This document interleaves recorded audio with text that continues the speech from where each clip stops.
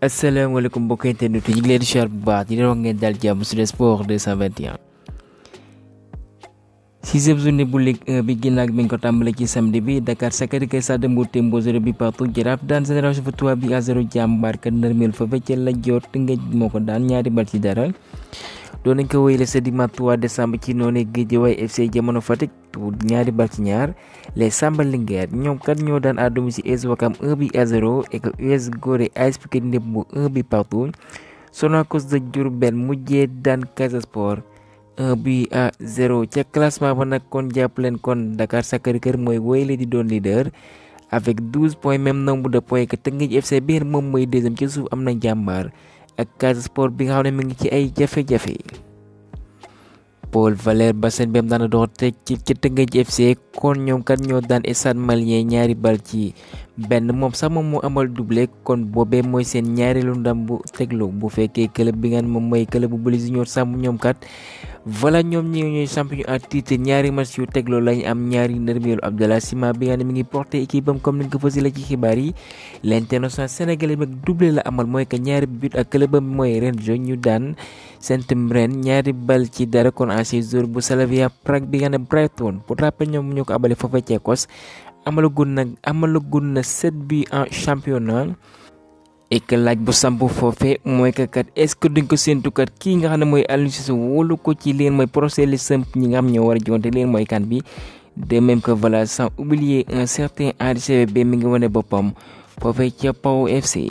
ñu utali ci Angleterre belle performance de Tottenham sans Pape Matar Sarr bi dafa amee blessure ci issue Zambie yi waaye ne dañ ko xaar du yàgg dara ji di ñëw ci jonte foofee ci Etihad Stadium. kon avec les Sky Blues nag dañoo témboo 3 buts partout et que jàppale nag ki yenn moom mooy Kulusevski gi bi nga xam ne moom moo égalise à la 90e minute ak réaction bu Guardiola bi dafa reelu ndax moom dafa daanu ca suuf ginnaaw gi jogante bi en conférence presse mu ne nag buggu cee yëy yàbbi waaye lu ci mënti am kat voilà arbitre bi kat voilà dam doxalee kat muccul ayib ndax kat dafa yàq seen avantage bi nga xam ne mën na nag ca dernière minute yo buñ ko dugaloon kenn waxatu ko waaye kat dafa ñëwaat ci faute bi nga xam ne xalang moom lañ def ci kawam et que réaction norvégien bi n'a pas tardé ci kaw arbitre anglais bi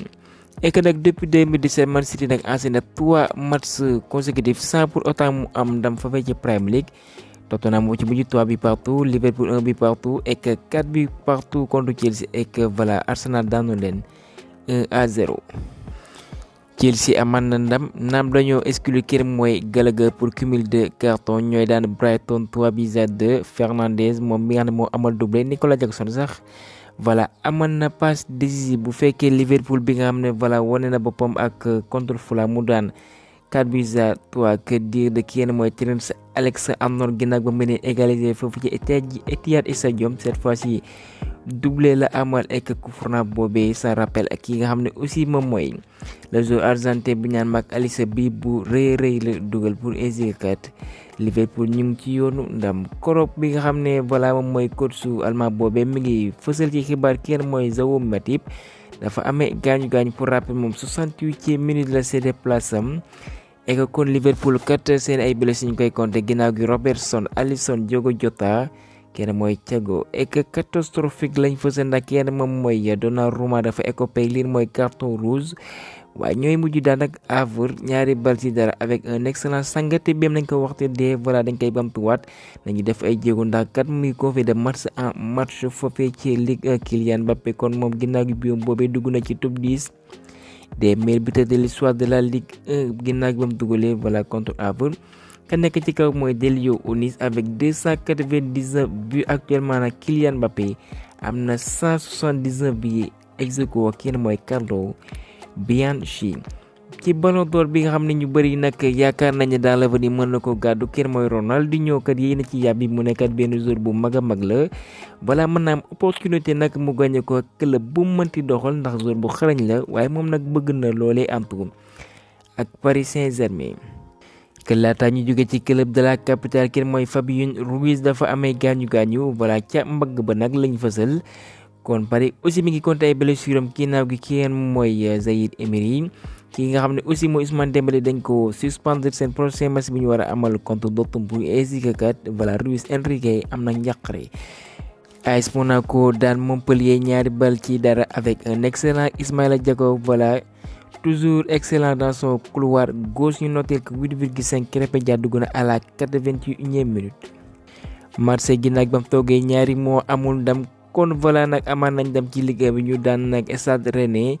ñaari bal ci dara. ki nga xam ne mooy Pierre-Emerick Aubameyang moom moo transformé penalty bi nga xam ne Iliman Ndiaye moom moo ko indi à la 8e minute, et que le Marocain bi mooy Unai Lakkidiahi à la 65e minute. waaye nag voilà li ñuul ci soow mooy Iliman Ndiaye dafa écopé carton rouge. voilà, benn ailier gambien bi mooy Yankuba moom ma nga dañ ko abale sa la foofee ca Feyenoord. ni ko sa nag seen bébét mooy ñu indi war ko mu doxal ci voilà ci mois bu janvier bi avec les Magpies. kon ailier de 19 ans boobu bu ñu ko ci The Telegraph dina delluwaat ci club bi nga xam ne moo ko abale foofee ca Pays-Bas. Liverpool nee na ngeen intéressé ñu benn yoon jënd kenn mooy Kylian Mbappé bu ñu sukkandikoo ci Sky Sport, et que ñoom ñi nga xam ne mooy les Reds dañuy bëgg recruter kenn mooy Krépin Thuram bu ñu sukkandikoo ci Fidiares, et que tirage au sort 3e tour de la FA Cup amal nañ ko, et que choc yi mën nañ ko ci jàpp Luton Town contre Bournemouth-Wolverhampton, et que ñaari club bu D1 muy Arsenal, Liverpool, Tottenham, Burnley, Fulham. voilà, Rotherham benn club bu D2 Crystal Palace aussi contre Everton. de Gana Gueye ek jàpp leen Stoke City contre Brighton. ci Brighton boobee la ñuy desandi ndax ñoom jàpp leen ñi ngi amal ay waxtaan. kenn mooy Roberto De Zerbi technicien italien boobee liñ bëgg nag mooy que mu prolonger contrat am laataakat yenn club yi ci mën a Real de Madrid ak Naples di ñëw pour mën ko jënd Eric Dier. moom nag dafa bëgg delluwaat foofee ci Portugal. défenseur anglais boobee nag dina libre mois de juin 2024 avec les sports. Alexandre Garnacho moom lañ tabb jour bi gën a xarañ fa ca Manchester United ci mois bu novembre bi. voilà, quel histoire bu rëy ndax ki nga xam ne mooy João Félix Atlético Madrid kat moo ko abal Barça. waaye choc boobee ñu doon amal sa dimanche jàppale Barça mooy mujj daan 1-0 grâce au portugais bi mooy Félix, et que mu célébré ko, et que loolee nag ñu bëri mënuñu ko comprendre. ki nga xam ne mooy Ter Stegen bi nga xam ne voilà salué na rafetlu na bu baax a baax performance yu mucc ay yi Iñaki Peña wane na ko ca kaay avec des plats exceptionnels, et que dire coup franc bi arrêté na ko bi nga xam ne maa ngi woon ca caax ya. président Atlético Madrid bu yoo ci Cerezo João Félix dafa rejoindre Barça. dañ leen ko abal mi ngi joué nag ci club yu gën a mag en Europe noonu la ko mën a waxee. bu ne nag année prochaine dinañ xam bu baax ndax Barça bëgg na ko garder waaw wala déet, waaye lu ci mënti am kat loolee bu mënul en tout cas yomb na lool. dina delluwaat doxal avec les Colchoneros. Ibrahima Sow lay uyoo benn attaquant bi am 2007 la juddoo jàppaleen bu baax.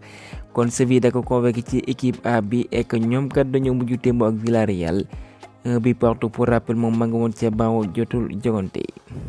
Inter reprendre na jëlaat na li ngeen mooy fauteuil de leaderam ginnaaw ba mu daanee kat les champions titre yi ngeen mooy Napoli 3-0 historique gi nga xam ne moom mooy Xabi Alonso comme coach su Bayer Leverkusen. comme club allemand boobee kenn daanagu leen ci saison bi. voilà, benn série de 21 matchs bi nga xam ne jot nañ ko jonte sans pour autant kat ñu am ci nërmeelu. ñoom dañuy mujj témboo ak Dortmund 1 partout ginnaaw bañ leen mënee, et que nga xam ne mooy grand-mère mooy que kat Mamou Boniface bi nga xam ne ñëwoon na ci jonte bi, et que moom jot naa amal ay photo ak yenn ci ay jours avec la tenue traditionnelle. grosse pensée pour Iliman Ndiaye comme ni ko fasee dañ ciy ñëwaat nag. voilà, nag adaptation bi compliqué na pour moom, waaye nag ñu souhaité que vraiment de tout cœur avec lui ndax football moo ni mel. ñu bamtuwaat ko. Égypte Sénégal nag dinañ ko jouer sans pour autant public bi teewee ko ndax kat match retour boobee jàpp nañ ko ce 5 décembre boobee nag foofee ca stadium Al Salama de Caire. voilà, nag du am benn public buy sukkandikoo ci kayitu xibaar yi. kon jàpp leen doole dafay soxla barrage, et que dernier tour pour qualifier lii nga xam ne moom mooy CAN 2024. bu ñu soxla ci média bi mooy Yuma 7 bi nga xam ne repris par Wii Sport. fédération égyptienne de football ñoo jël ndogal boobee joué sans public. kon sauf miracle nag lañ wax. voilà, remontada mais c'est vraiment impossible ndax kat jàpp leen bu baax Sénégal ci ale ba moo daanu ca la joor 4-0 ndax kat dañuy bañ incident yi nga xam ne amoon na fi. pour rappel Sénégal Égypte on se rappelle bien kat ci doon soxal qualification mondiale 2022 tàngoon na jër suñu diggante ndax dañuy bañ supporter bu ñëwee kat voilà mu am débordement. waaye lu ci manti am kat suñu gaynde dañuy seetu ñoom ndam face au pharaon ñu war leen kat doole doxul jàmm kon gaañ yemale foofee xibaar yi ba beneen yoon sur le sport 221.